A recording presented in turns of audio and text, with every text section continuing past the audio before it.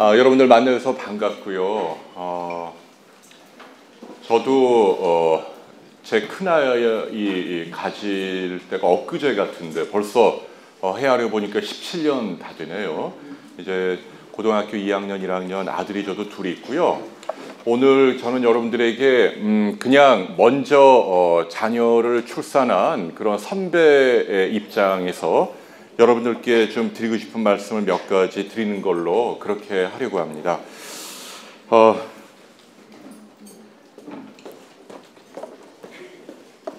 저희 집 큰애는 낳을 때 좀 진통이 심했던 것 같아요. 집사람이 한 이틀 내내 힘들었고요.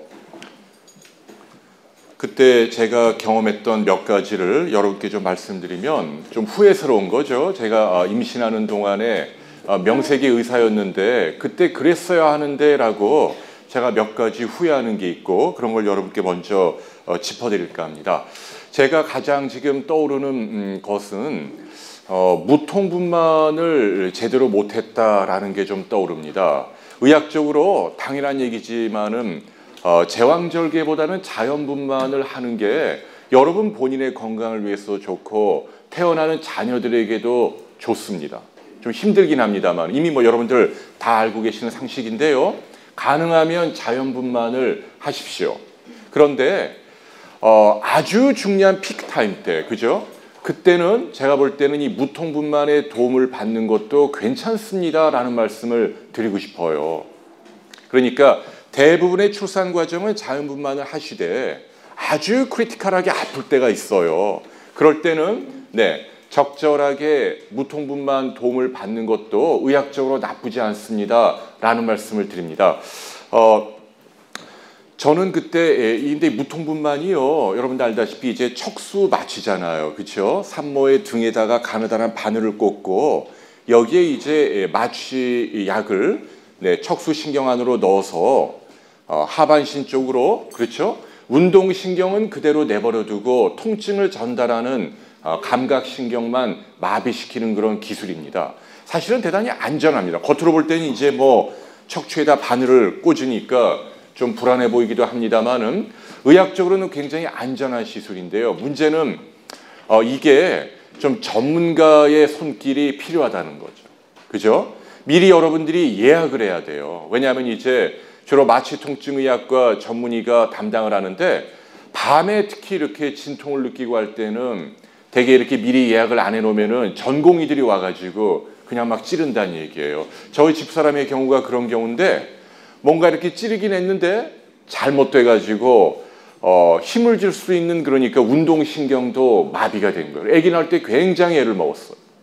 그래서 그때 제가 좀 미리 전문가를 예약을 해서 밤에도 그분이 와서 좀 제대로 했어야 하는데 그런 후회가 많이 남더군요. 지금도 두고두고 지금 욕먹고 있고요. 집사람한테. 여러분들도 꼭 참고하십시오. 무통분만이라는 거 미리 예약을 하시고 필요할 때는 꼭 받으실 필요가 있어요. 훨씬 편합니다. 근데 다만 숙련된 전문가가 필요하니까 그 병원에서 제일 잘하는 분이 누군지 미리 체크를 하시고 예약을 하십시오라는 말씀을 드리고 싶어요. 두 번째로 제가 후회되는 건요. 집사람이 임신 도중에 아주 지독한 감기에 걸렸던 기억이 납니다. 아주 혹독한 코감기에 걸려서 코가 꽉꽉 막히고 숨을 제대로 못 쉬고 대단히 고통스러워했는데 저희가 그때 일부러 아기 건강을 위해서 약을 먹지 않았죠. 집사람이 무조건 참았어요. 한 2, 3주를 내내 고생을 하고 밤에 잠도 이루지 못하고 왜냐하면 코가 붓고 이렇게 막 콧물이 흐르고 기침이 나고 충혈이 돼 있는데 약을 쓰면 금방 좋아질 수 있는데 이 태아 건강을 생각해서 무조건 참은 거예요. 근데 돌이켜보니까 그게 제가 잘못 알았던 상식이에요. 우리가 여러분들이 무조건 임신 중에 약을 쓰면 안 된다. 이거 아닙니다. 제가 아이를 그렇게 과정을 거쳐서 출산한 다음에 뒤늦게 전문가를 인터뷰를 했죠. 이 분야의 전문가를 인터뷰했는데요. 자, 이분 말씀이 뭐냐면요. 이런 겁니다. 여러분들 산모가 스트레스에 시달리잖아요. 이제 극심한 스트레스에 시달리면 여러분이 이제 콩팥 옆에 부신해서 아드레날린, 코티솔 이런 호르몬들이 막 분비가 돼요.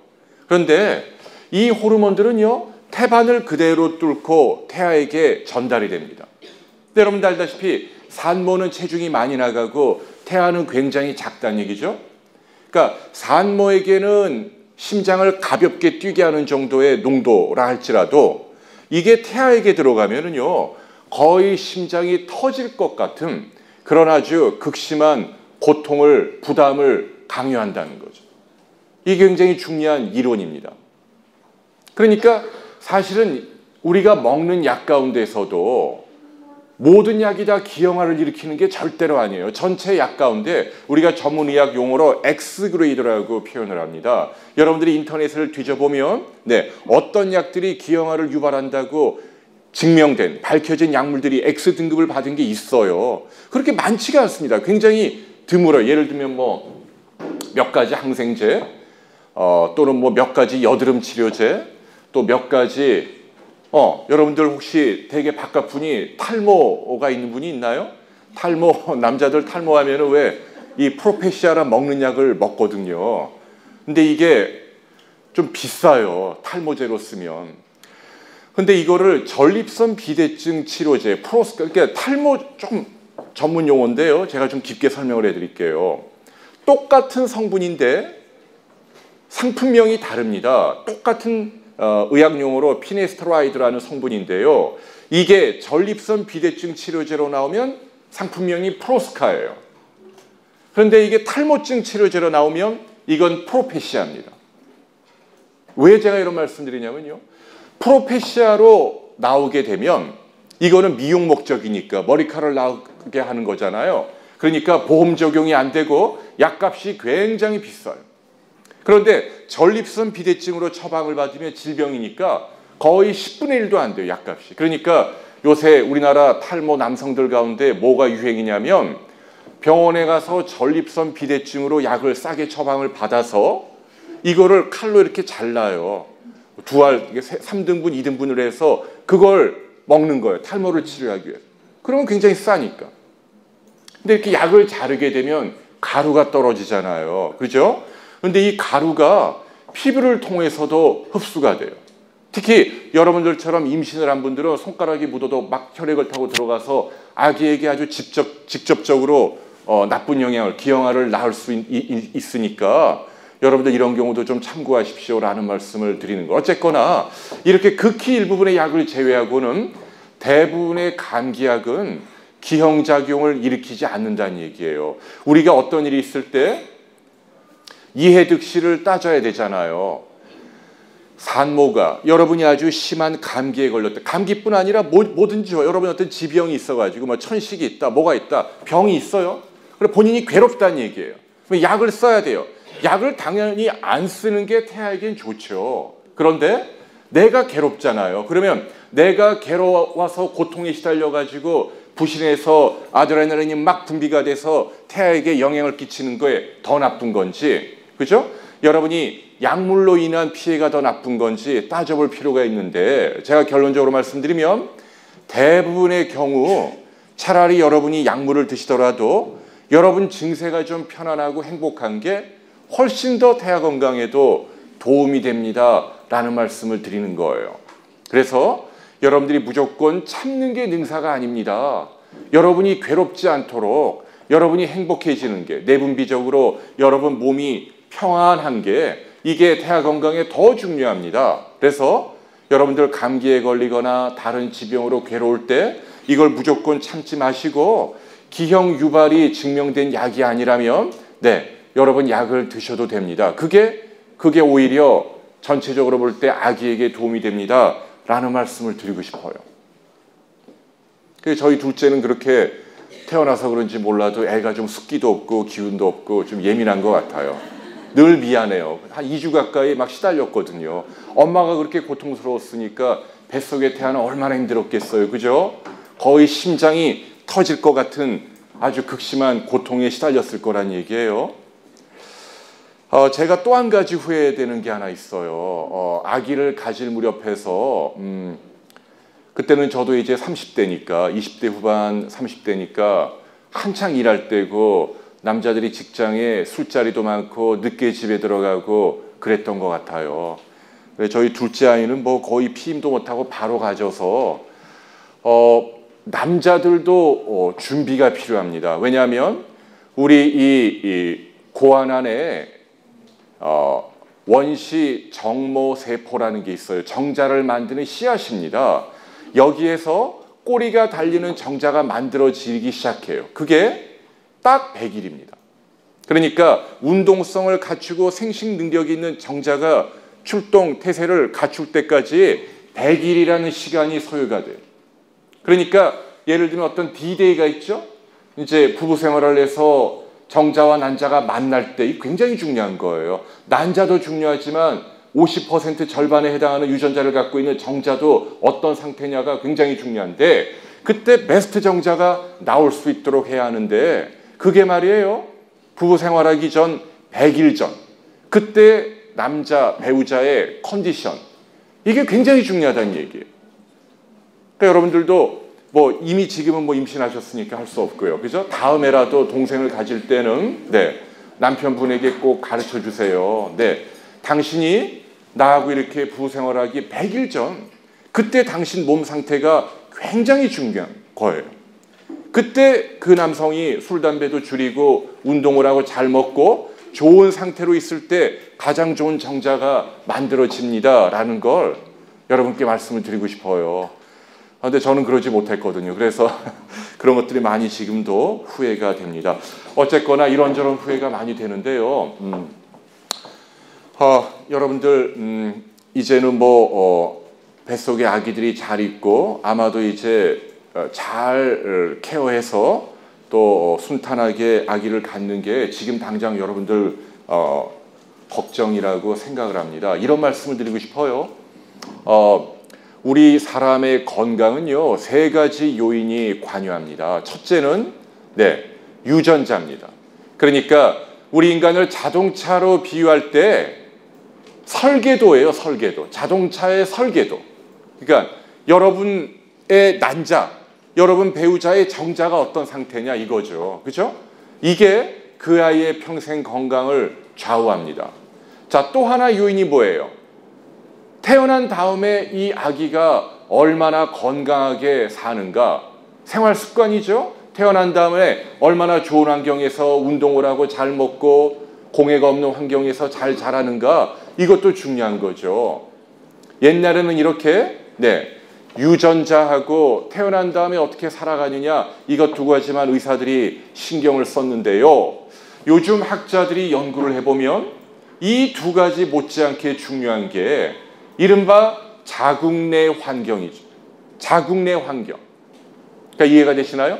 그러니까 아무리 좋은 정자하고 난자가 만났다 하더라도 또 태어난 다음에 아무리 보약을 먹고 뭐 훌륭한 환경에서 잘 키운다 하더라도 지금 아기들이 여러분 자궁 안에 누워 있잖아요. 이때 건강하고 편안하게 있지 못하면 이 아이가 태어나서 형편없이 부실한 아이가 태어난다. 이런 증거들이 막 쏟아져 나오고 있다니. 뭐 당뇨, 암, 고혈압, 심장병 모든 질병이 아이들의 자궁 내 환경에 좌우된다는 연구들이 요새 많이 나오고 있다는 얘기예요. 그 어떤 의미에서는 씨보다 밭이 중요하다 이런 얘기예요. 무슨 얘기냐면 아무리 좋은 설계도를 갖고 자동차 공장에 들어가도 공장에서 자동차를 만들 때 공장이 여러분의 이제 자궁이죠. 여기서 만들 때 일하는 근로자들이 자동차의 볼트나 너트를 제대로 조이지 않고 느슨하게 만드는 거예요. 그러면 그 아이가 태어나면 차가 굴러가다가 멈추거나 고장이 난다는 얘기죠. 나중에 아무리 운전수가 조심스럽게 잘 운전을 해도. 그래서 여러분 시기가 굉장히 중요한 거예요. 아기가 자궁 안에 얼마나 머무르죠? 많은 분들이 10달로 알고 있잖아요. 잘못된 상식이에요. 10달 아니에요. 왜냐하면 대개 이제 우리가 임신 주수를 계산할 때 마지막 생리 날짜를 기준으로 체크하니까 그렇잖아요. 그런데 실제로 여러분이 배란되는 건 생리 보통 한 보름 정도 있다 배란이 되고요. 그렇잖아요. 그 다음에 배란된 난자와 정자가 만나서 나팔관을 통해서 내려와서 자궁 안에 착상하려면 어때요? 보통 한 달 정도 소요가 되니까 엄밀한 의미에서는요. 네, 태아는 여러분 자궁 안에 9달을 머무르는 거예요. 9달. 그 9개월 동안 나의 아기가 얼마나 건강하게 있느냐, 이게 굉장히 중요하다는 말씀을 여러분께 드리는 거예요. 핵심은요, 여러분이 행복한 거예요. 다른 어떤 태교보다도 중요한 게 여러분이 행복한 것이 가장 중요합니다. 제일 바보 같은 게 뭐예요? 태교한답시고, 그죠? 나는 트로트를 좋아하는데 듣기 싫은 막 클래식 음악을 막 억지로 듣는 거, 이렇게 하지 말란 얘기예요. 그죠? 뭐가 돼도 좋아요. 여러분이 가장 편안한 게 있잖아요. 가장 행복할 때가 있잖아요. 가장 하고 싶은 거 있잖아요. 그런 걸 자주 경험하는 게 대단히 중요합니다. 그게 여러분 아이의 건강에 직접적으로 영향을 미칩니다 라는 말씀을 드리고 싶어요. 여러분들은 항상 행복해야 할 의무가 있죠. 여러분 본인뿐 아니라 여러분 뱃속에 우리 2세들이 한평생 건강하게 자라려면 확실히 영향이 있어요. 여러분들이 항상 편안해질 수 있도록 노력하십시오 라는 말씀을 드리고 싶어요. 옛날에 저희 집사람도 임신을 했는데 저는 여성의 심리에 그렇게 민감하지 못한데 이렇게 아기를 가지고 체중이 불고 살이 찌고 하면은 좀 민감한가 봅니다. 근데 어느 날 갑자기 이제 집에 퇴근해 들어와 보니까 소파에 이렇게 늘어져 누워 있는데 솔직히 좀 보긴 흉하더라고요. 살이 막 뚱뚱하게 찌고 엄청나게 막 여기저기 막 피하 지방 살이 많이 붙어요. 체중도 많이 불고요. 그래도 제가 어쨌거나 집사람 보고 그냥 나무늘보, 그죠? 귀여운 나무늘보라고 애칭을 불러줬던 기억이 나요. 근데 아주 사소한 호칭이었는데 그게 집사람한테는 많이 좀 위로가 됐나 봅니다. 지금도 제가 칭찬을 많이 받고 있고요. 네. 나무늘보가 좋은가요? 모르겠어요. 아무튼 근데 귀엽더라고요. 예. 어쨌거나 뭐 아주 작은 디테일입니다만은 무엇이 되었건 간에 여러분들이 항상 행복할 수 있도록 노력하세요. 또 여러분 바깥분도 이렇게 노력하셔야 할 것 같습니다 라는 말씀을 드리고 싶어요. 그게 핵심이고요. 이제부터 좀 디테일한 몇 가지 방법들을, 그죠? 여러분 2세들의 건강을 위한 의학적인 조언들을 좀 해드릴까 합니다. 오늘 제가 준비한 내용은요, 이제부터 본론인데요, 먹는 이야기를 좀 하려고 해요. 다른 것도 굉장히 많지만 먹는 게 중요하잖아요. 여러분들 2세들의 건강을 위해서 우리 산모가 어떤 영양소 먹을 것에 주의해야 하는지 제가 오늘부터 여러분께 말씀을 드리고자 합니다. 자, 그 첫 번째 제가 말씀드릴 게 있어요. 있잖아요. 연구를 해보면 태아의 입맛, 태아의 혀, 그죠? 태아가 음식물을 느낄 때 느끼는 감각이 여러분들 먹는 음식하고 아주 밀접한 관련이 있다는 연구 결과들이 많이 있다는 얘기예요. 무슨 얘기냐면 여러분들이 임신해 있을 때 여러분들이 몸에 나쁜 음식을 막 먹어요. 예를 들면은 인스턴트 푸드가 많잖아요. 그죠? 네, 너무 달고 너무 기름진 거. 그죠? 우선 혀에만 어필하는, 혀에만 아부하는 그런 식품들이 많잖아요. 요즘은 신세대 여성들이 많으니까 임신했을 때도 그냥 밥하기 싫고 그러니까 대충 때우고 그렇게 드시는 분들이 많다는 얘기예요. 그게 좋지 않다는 말씀을 드리고 싶어요. 그 중에 핵심이 뭐예요? 여러분께 제가 짚어드리고 싶은 건데요. 네, 여러분들이 밀가루보다 쌀을 좀 많이 드셔야 합니다 라는 말씀을 드리고 싶어요. 이게 굉장히 중요해요. 우리가 살아가려면 열량이 필요하잖아요. 대부분의 열량은 공류를 통해서 우리가 탄수화물이라고 하는 공류를 통해서 섭취하는데 여러분들 혀나 여러분들 몸이 밀가루에 익숙해져 있으면 이건 우리 아기들에게 좋지 않습니다 라는 말씀을 드리고 싶어요. 왜 그럴까요? 왜냐면 말이에요, 우리 한국 사람들 유전자가, DNA가 이미 수천 년, 수만 년 동안 이 땅에 살면서 우리는 여기에서 쌀농사를 통해서 밥을 먹으면서 몇십 대, 그죠? 대물림을 해왔다는 얘기. 쉽게 얘기하면 여러분 피 속에 흐르는 여러분의 DNA나 유전자는 칼로리를 섭취할 때 가장 적자 생존에 어울리게 가장 적합한 유전적인 구조가 밀가루가 아니고 쌀이라는 얘기예요. 왜 여러분들이 밀가루 음식을 먹게 되면 예컨대 배탈이 나고 알레르기 일으키는 분들이 있거든요. 밀가루 안에 글루텐이라고 하는 우리 유전자에 좀 어색한 단백질들이 많이 들어있기 때문이에요. 네. 그래서 제가 여러분들에게 당부합니다. 여러분들이 자녀들 건강을 위하신다면 거창한 데서 뭔가 보약을 먹는다라든지 거창한 뭘 먹는 게 중요한 게 아니고 가장 중요한 핵심은요. 네. 우리 한국 사람들 몸 안에 면면이 흐르고 있는 유전적인 구조에 가장 적합한 그런 식습관을 여러분이 임신 도중에도 유지하는 게 중요하다는 얘기예요. 근데 우리 산모들이 제가 안타까운 게 보면은 그냥 밥을 잘 안 드시는 분들이 많아요. 그죠? 그냥 패스트푸드, 커피 이런 쪽에 의존하는 분들이 많다는 얘기예요.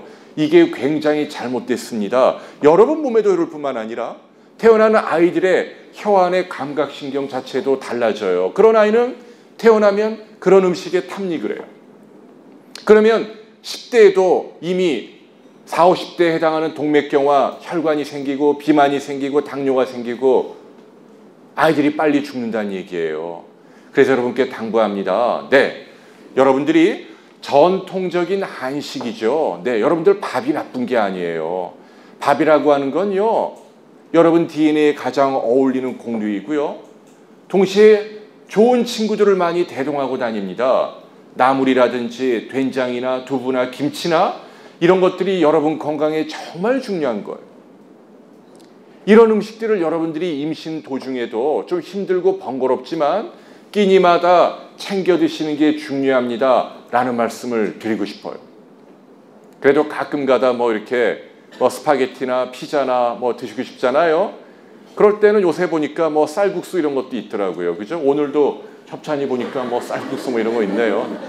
쌀국수 좀 드시면 어떨까? 쌀이 밀보다 여러분 건강에 도움이 됩니다. 여러분 자녀들의 이세 건강을 위해서라도 네, 전통적인 한식 쌀을 통해 그죠? 칼로리를 얻는 그런 습관을 지니십시오 라는 제안을 여러분께 해드리고 싶어요. 두 번째, 여러분들 아마 아이들의 두뇌를 걱정을 많이 하실 거예요. 그죠? 기왕이면 아이들이 건강하게 태어나기도 하겠지만 머리도 좋은 아기가 태어났으면 하고 바라죠. 그래서 제가 강조하는 영양소가 있어요. 뭐예요? 여러분들 혹시 그거 아세요? 우리 몸의 다른 부위는 뭐로 만들어져요? 시멘티어카라는 게 뭐예요? 뭘 원료로 우리 몸이 구성이 돼요? 예컨대 여러분의 피, 여러분의 뼈, 여러분의 살, 여러분의 머리카락 뭐로 구성이 돼요? 단백질이에요. 그렇잖아요. 그런데 유일하게 우리 몸 가운데 단백질 말고 다른 걸로 구성되는 게 있어요. 뭐예요? 그게 여러분들의 뇌, 신경이에요. 뇌신경. 그죠? 이 뇌신경이라고 하는 거는요. 뭘로 구성이 돼요? 들어보셨나요? DHA라는 물질로 구성이 되죠. 이게 뭐예요? 오메가3예요. 제가 두 번째로 여러분께 강조하고 싶은 건 오메가3라는 영양소를 좀 기억했으면 좋겠어요. 아이들의 두뇌 발달을 위해서. 왜냐하면 아이들의 두뇌는요. 여러분들이 임신할 때 자란다는 얘기예요. 다른 세포는요. 그거 아세요? 다른 세포는 예컨대 여러분의 피부나 여러분의 근육이나 여러분의 뼈나 여러분의 혈액 같은 머리카락 이런 세포는 수명이 있다는 얘기. 생로병사를 거쳐요. 태어나고 성장하고 기능을 발휘하다가 늙고 병들면 죽어요. 이렇게 사이클을 그려요. 여러분의 예컨대 혈액은 한 달, 여러분의 근육세포는 넉 달. 제가 여러분 앞에 서 있잖아요. 넉 달 있다 다시 나타나잖아요. 그러면 겉으로 보이는 제 모습은 똑같지만 사실은 제 몸 안의 세포는 송두리째 바뀌어 있다는 얘기. 이해가 되시나요? 이렇게 늘 우리 몸은 바뀌는데 유일하게 이렇게 바뀌는 걸 거부하는 게 우리 몸 안의 신경세포예요. 지금 여러분 몸 안에서 여러분이 드신 음식을 통해서 우리 아기의 뇌세포, 신경세포가 계속 분열 증식을 하고 자랄 겁니다. 그때 만들어진 세포는요, 태어나면 죽을 때까지 변하지 않아요. 신경세포가 변하면 큰일 나죠. 그죠? 왜냐하면 한 번 컴퓨터에 입력한 게 막 바뀌면 안 되니까. 그렇잖아요? 그래서 신경세포만큼은 아기 때 만들어진 게 그냥 평생 가는 거예요. 물론 중간에 사춘기 때 좀 자라기도 합니다만은 어쨌거나 여러분 시기에 아기들이 두개골 안에서 충분한 밀도로 뇌신경세포가 자랄 수 있도록 도와주는 게 대단히 중요하다는 얘기예요. 자동차 공장에서 차를 출고할 때 애초에 티코가 있고 애초에 에쿠스가 있다는 얘기예요. 티코로 만들어지면 아무리 운전수가 운전을 잘해도 언덕길 올라갈 때 힘이 들어요. 왜? 엔진의 크기가 작으니까요. 제가 무슨 말씀을 드리려고 하는지 이해하시죠? 충분한 뇌신경 밀도를 가질 수 있도록, 그죠? 네, 여러분들이 지금 시기부터 준비가 필요해요. 그게 바로 오메가3예요. 왜냐하면 뇌신경세포의 원료 물질은 시멘트 역할을 하는 건 단백질이 아니라 오메가3 DHA예요. 근데 이게 어디 많이 들어있어요? 제가 알려드릴게요. 3가지잖아요. 등이 푸른 생선이에요. 등이 푸른 생선. 등이 푸른 생선 가운데서도 단위그램당 오메가3 DHA가 제일 많은 게 뭐죠? 무슨 생선인 줄 아세요 혹시? 고등어 3등이죠. 1등이 뭐예요? 1등이 뭘까요? 참치는 2등이고 1등이 뭘까요? 꽁치예요. 꽁치. 예, 꽁치가 쌉니까? 비싼가요? 요새 어때요 물가가? 시장에서 싼 편인가요? 다행이네요. 예, 그리고 꽁치를 많이 드시라는 얘기예요. 네, 꽁치 안에 단위그램당 DHA 가장 많다는 얘기예요. 여러분들이 등이 푸른 생선을 좀 많이 드셔야 돼요. 그런데 등이 푸른 생선은 한 가지 단점이 있어요. 뭐예요? 생물 농축 현상이라고 기억하시나요? 우리가 인간들이 공장이나 농장의 폐수를 강을 통해 바다로 흘려내리면 바다가 오염이 되죠. 중금속이나 몇 가지 오염물질로. 그러면 이게 플랑크톤, 물벼룩, 작은 물고기, 중간 물고기, 큰 물고기로 먹이사슬의 위로 올라갈수록 어때요? 다량으로 농축이 되죠? 그게 문제예요. 그래서 생선이 한 가지 주의사항이 있다는 얘기예요. 미국의 보건복지부에서 한 10여 년 전에 뭐라고 발표했죠? 미국 뉴펀들랜드 연안에 잡히는 물고기, 그죠? 임신부들은 말이에요. 하루에 반 토막 이상 먹으면 안 됩니다. 이렇게 발표했어요. 왜? 이 육지 근처에서 잡히는 물고기는 이렇게 폐수나 중금속으로 오염돼 있을 가능성이 있다는 얘기예요. 이게 과학적인 진실입니다. 우리나라는 그렇게 못해요. 하고 싶어도. 우리나라 바다가 아마 더 오염됐을걸요, 아마. 그래도 이런 얘기 못합니다. 왜 못하죠? 그런 얘기 했다가는 아마 죽을 거예요. 어민들에게 아마 맞아 죽을 거예요. 그죠? 큰일 납니다. 정치적으로 좀 복잡해요. 그러나 제가 볼 때는 그건 분명한 진실이에요.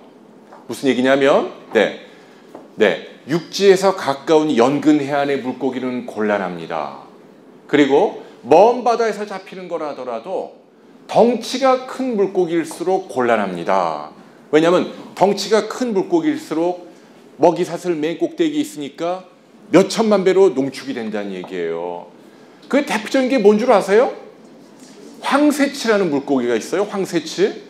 여러분 중에 혹시 참치 요리집 하는 분이 계신가요? 안 계시길 바랍니다. 네. 가끔 참치 요리집에 가면 참치라고 하면서 내놓은 것 중에 황새치라는 게 나옵니다. 황새치가 뭔 줄 아세요? 잘라본 단면도가 고기 색깔은 하얀데 중간에 시커멓게 고동색으로 반점이 쿡쿡쿡 찍혀 있는 게 있단 말이에요. 안 드셔보셨어요? 잘 모르세요? 그러니까 바탕은 하얀 색깔인데 하얀 색깔에 가까운데 중간에 진한 고동색으로 이렇게 고기를 자르면 조그만 반점이 쭉 찍혀 있는 거 있는데 모르세요? 예, 약간 먹으면 좀 왁스 냄새가 나는 게 있단 말이에요. 그걸 드시지 말라는 얘기고. 그게 좀 가짜 참치예요. 연근 해안에서 잡히면서 덩치는 크고 값이 싼. 그건 미안하지만 중금속으로 많이 오염된 거예요. 그런 거 내놓는 데가 있다는 얘기죠. 그죠? 그리고 참치라 하더라도 너무 많이 먹으면 안 돼요. 왜냐하면 너무 큰 건 안 좋아요. 근데 아까 말씀드린 대로 꽁치는 덩치도 작고 값도 싸고 또 이렇게 비교적 먼 바다에서 잡히니까 제가 볼 때는 가장 좀 추천하고 싶어요. 그죠? 여러분들 좀 많이 드세요 라는 얘기예요. 또 어디에 많이 들어있죠? 오메가3가? 등이 푸른 생선 말고 어디에 많이 들었어요? 호두나 잣, 땅콩이에요. 견과류. 이거 좀 드십시오. 견과류. 이거 좀 드세요. 특히 호두 안에 많아요. 호두 안에 기름이 오메가3예요. 자, 또 어디 많이 있을까요? 들기름 안에 많아요. 희한합니다. 참기름도 아니고 올리브 기름도 아니고 콩기름도 아니고 몸에 좋다고 알려진 그런 거 다 없는데 유독 저 들판에 아무렇게나 자라는 들깨 안에 오메가3가 다량 들어있다는 얘기예요. 여러분이 임신했을 때 들기름으로 매일 이렇게 끼니마다 한 숟가락씩 듬뿍듬뿍 먹을 수 있다면 맛있어요? 예. 여러분 건강이 정말 좋아질 거예요. 그래서 제가 얘기한 이 세 가지 식품을 기억하세요. 꽁치를 비롯한 등이 푸른 생선, 호두를 비롯한 견과류, 그리고 들기름이 여러분 식단에 매 끼니마다 등장할 수 있다면 굉장히 아이디어랍니다 라는 말씀을 드리고 싶어요. 여러분 자녀가 나중에 태어나서 공부를 잘하고 싶으면 그런 노력이 필요합니다 라는 말씀을 드리고 싶어요. 오메가3 얘기예요. 자, 세 번째 칼슘 이야기를 좀 해야 할 것 같아요. 자, 임신했을 때 많은 분들은 철분만 연상을 합니다. 그런데 사실은 제가 볼 때는 의학적으로 철분보다, 왜냐하면 요즘 이제 철분은 옛날보다는 산모들이 잘 드시기 때문에 더 중요한 게 제가 볼 때는 칼슘이 더 중요해요. 왜 칼슘이 중요한 줄 아세요? 아이들의 뼈 뭐 이런 것도 중요하지만 아이들이 말이에요. 좀 성격이 좋은 자녀를 원하시죠. 그죠? 막 팩팩거리고 짜증내고 신경질나고 이런 애들 아마 원하지 않으실 거예요. 성격 좋은 아이를 태어나게 하려면 뭐가 중요해요? 칼슘 미네랄의 도움을 받아야 돼요. 칼슘이 어떤 역할을 하는 줄 아세요? 뼈를 자라게도 합니다마는 우리 뇌신경에 작용을 해요. 그래서 뇌신경의 흥분도를 떨어뜨립니다. 칼슘 미네랄이 아주 희한해요. 칼슘이 들어오면 우리 뇌신경의 흥분도가 쭉 떨어지면서 예컨대 여러분이 뭐 특별한 일이 없는데도 짜증이 나고 신경질이 나고 초조하고 밤에 잠도 안 오고 그럴 때가 있단 말이에요. 여러분이 이제 막 스트레스로 날이 곤두서 있잖아요. 신경이. 그때 칼슘 미네랄이 여러분 신경을 톤다운 시켜요. 그래서 여러분에게 당부하는 거예요.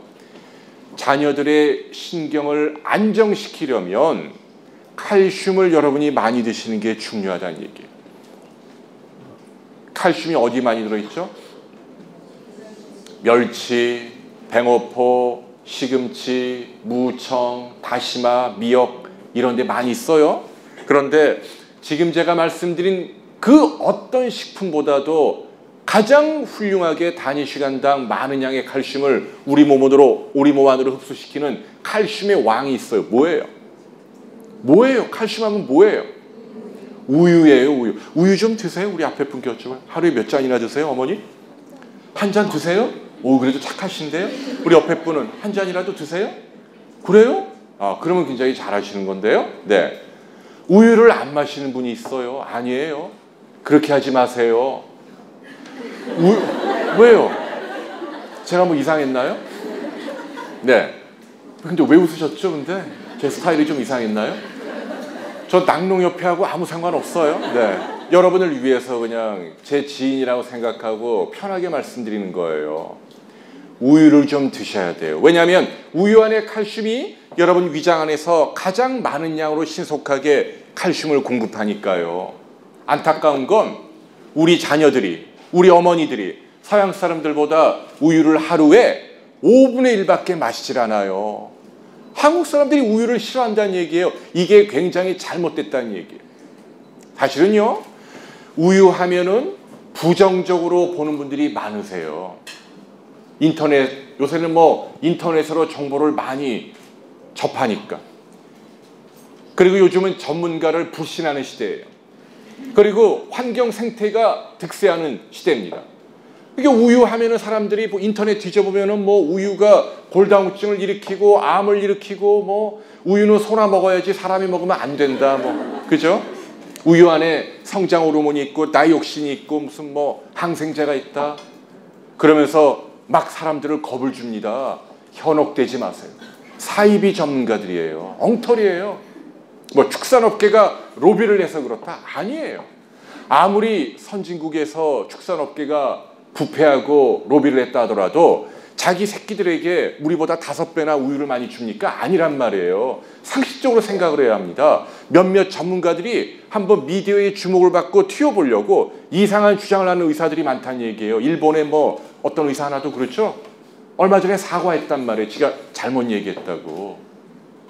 우리는 보편타당한 진리를 추구해야 합니다. 제가 안타까운 건 우유가 푸대접을 받고 있어요. 몸에 나쁘다고 잘못 알고 있다는 얘기 아니에요. 그렇지 않아요. 완전 식품은 아닙니다만은 선용할 가치가 충분해요. 다이옥신이나 성장 호르몬이나 항생제가 우유만 있을까요? 아니에요. 요즘과 같은 환경 공해 시대에 어디엔들 없겠어요.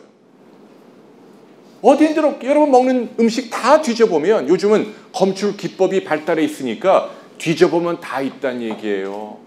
중요한 건 뭐예요? 있다 없다가 중요한 게 아니죠? 양이 중요한 거죠? 예를 들면 뭐 제가 여기 커피가 있는데 여기에 청산가리를 한번 섞어볼까요? 제가 마셔볼까요? 여기 섞는데 만일 1피코그램을 섞는다면 1피코그램이 뭐예요? 10조분의 1g이에요. 그죠? 그럼 제가 죽을까요? 안 죽을까요? 아무 문제가 없다는 얘기예요. 이해가 되시나요? 이해가 되시죠? 네. 어떤 뭐가 들어있다 안 들어있다 이걸로 사람들을 겁주고 여러분들이 겁먹으면 안 돼요. 물론 뭐 깨끗한 환경에서 소를 제대로 키우고 이런 노력은 필요해요. 그런 건 공감한다는 얘기예요. 그런데 정말 다이옥신이나 이런 게 전혀 없는 우유를 만들려면 여러분들이 아마 호주머니에서 10배, 20배 돈을 내야 될 거예요. 비용의 문제가 있다는 얘기예요. 우리가 어차피 적절하게 타협을 해야 되잖아요. 지금 수준에서 제가 바라본 우유는 안전합니다. 얼마든지 마셔도 된다는 얘기예요. 저도 저희 아이들 키울 때 1.5리터 우유로 하루에 보통 3팩씩 먹어댔어요. 무처럼 먹었단 말이에요. 여러분들도 그렇게 하세요. 네. 네. 왜냐하면 우유 안에 칼슘이 여러분 건강에도 도움이 될 것이고, 그죠? 가장 중요한 건 아이들의 뇌신경을 안정시켜요. 보세요. 왜 서양 사람들이 동양 사람들보다 여유가 있을까요? 영화 보셨나요? 영화 같은 거 보시면 그네들이 잘 웃는단 말이에요. 그리고 제스처도 심하고 한결 부드럽고 여유가 있어요. 유머도 잘하고. 왜 그래요? 사회, 교육, 문화적인 배경이 있겠죠. 그런데 영양학적인 이유도 있다는 얘기예요. 왜? 그 사람들은 우리보다 우유를 5배나 마셔요. 그 사람들의 혈액 안에는 항상 높은 농도의 칼슘이 유지가 돼요. 그 사람들의 뇌신경이 잘 이완되어 있다는 얘기예요. 이해가 되시나요? 네. 그래서 여러분들께 당부합니다. 제가 아이들을 낳고 키울 때 가장 역점을 둔 게 2가지예요. 하나는 튼튼한 다리를 가져야 한다. 아이들 튼튼하게, 허벅지가 굵고 단단하게 키워야 한다는 얘기예요. 다음에 나중에 기회가 되면 말씀드리겠지만, 2번째로 제가 강조한 게 뭐냐면 우리 아이들을 혀를 소박하게 만들어야 합니다. 강조합니다. 아이들이 달고 기름진 음식을 좋아하도록 키우면 안 돼요. 여러분부터 솔선수범을 해야 해요. 아까 제가 쌀 위주의 한식을 강조했죠. 우유도 마찬가지예요. 맛은 없어요. 대단히 텁텁하다는 얘기. 그런데 여러분이 그리고 여러분의 자녀들이 그 맛에 우리 혀가 길들여져야만 그 아이가 건강하고 성격도 묻어나고 그죠? 아이들 나중에 키워보세요. 네. 공부한답시고 막 책상에 앉아 있잖아. 아이들이 상전이에요. 오만상 찌푸리고 신경질 내고 그죠? 공부가 뭐 자기 위해서 하는 건데 그죠? 그런 애들이 있단 말이에요. 시험만 보면 특히 큰 시험만 보면 자기 실력을 발휘하지 못하고 벌벌 떨면서 실수도 많이 하는 애들이 있단 말이에요. 왜 그런 줄 아세요? 신경이 이렇게 과민해져 있어서 그래요. 면도칼처럼 잘 부러진다는 얘기예요. 어떻게 해야 돼요? 우유예요. 네. 칼슘이 도움이 돼요. 칼슘을 많이 섭취하면 여러분들이 주관적으로 굿필링을 느껴요. 한번 해보세요. 의사들이 신문방송에 보면 밤에 잠이 잘 안 올 때, 불면증이 있을 때 잠자기 한두 시간 전에 뭘 마시라 그래요? 우유 마시라 그러죠. 따뜻한 우유 안에 칼슘 때문에 그래요. 그래서 여러분들께 당부합니다. 2세들의 건강, 요새는 스트레스 환경 시대잖아요. 태어나서 열받을 일이 많다는 얘기예요. 근데 묻어난 애들이 종국적으로 이 사회의 승자가 됩니다. 성격이 날카로운 아이들이요. 절대로 순탄하게 사회적으로 성공하지 못해요. 여러분들이 영양학적으로 도와줄 수 있는 방법, 우유를 많이 먹을 수 있도록 배려하십시오. 라는 제안을 여러분께 해드립니다. 단, 우유를 마실 때 여러분들이 임신 때는 아무래도 좀 살이 많이 불기 쉽다는 얘기예요. 그게 좋은 게 아니에요. 임신 때도 네, 근육을 많이 붙이고 지방을 줄이려는 노력을 해야 돼요. 우유를 드시되 네, 무지방이나 저지방 우유를 드십시오 라고 말씀드리고 싶어요. 지방을 뺀 그런 우유를 드시는 게 좋을 것 같습니다. 한간에 우유를 마시면 아토피가 생긴다? 아니에요. 그 과학적으로 얼마 전에 큰 연구를 했는데 아니다 라고 밝혀졌어요. 여러분들이 죄책감을 느낄 필요가 없어요. 아이들 아토피는요, 여러분이 우유 마시는 거하고 아무 상관이 없다니. 우유를 많이 드십시오 라는 제안을 여러분께 해드리고 싶어요. 죄송하지만 제가 시계를 안 갖고 왔는데 몇 시나 됐을까요? 여쭤봐도 돼요? 2시 55분이에요 벌써? 와, 큰일 났네. 끝내야겠다. 안 되겠다. 시간이 벌써 가요. 저 혼자만 흥분해가지고요. 저도 이런 류의 강연은 또 처음 해보는데 여러분들이 열심히 들어주셔서 아주 감사하고요. 조금이라도 도움이 되셨으면 하는 바람이고요. 또 뒤에 또 강연이 있고 여러분들이 쉬셔야 하니까 제 강연은 이 정도로 마무리를 해야 할 것 같아요. 몇 개 저 준비한 건 있는데요. 네이버에 제 이름을 치시면 홍해거라고 치시면요. 그러면 제가 만든 홈페이지가 있어요. After the Rain, KR 해서 비온 뒤라는 홈페이지가 있어요. 비온 뒤에 이제 땅이 굳어지고 단단해지듯이 치유와 건강을 상징하는 제가 만든 홈페이지예요. 거기로 와서 뭐든지 물어보세요. 그죠? 거기 보면 제가 뭐 조악하긴 합니다만은 동영상으로 이런저런 뭐 의학 뉴스도 올리고 막 그러거든요. 좀 더 앞으로 잘 만들 테니까요. 오셔가지고 이런저런 궁금한 거 뭐든지 좋아요. 물어보시면 저나 또는 제 지인 의사들하고 함께 여러분께 답변을 드리도록 할게요. 그래서 비온 뒤를 참고하세요 라는 말씀드리고 오늘 이 자리는 여기에서 마무리를 하려고 합니다. 괜찮으시죠? 네, 여러분 질문을 받고 싶은데 시간도 많이 되고 너무 많으시기 때문에 오늘은 질문은 그냥 개별 질문은 생략을 할게요. 여러분들이 진짜 애국자고요. 지금 힘들지만 힘들죠. 힘들지만 나중에 제 나이가 되면 여러분들이 가장 잘한 일이고 가장 잘한 선택이라고 분명히 뿌듯해 하실 거예요. 아이를 갖고 키우는 건 대단히 프라우드한 일입니다. 여러분들 정말 축하해드리고 싶고요. 아무쪼록 순산하시고 여러분들 행복하시길 빌게요. 고맙습니다. 감사합니다. 감사합니다. 네, 감사합니다. 역시 저도 뒤에서 강의를 쭉 들었는데 너무 좋으셨죠? 시간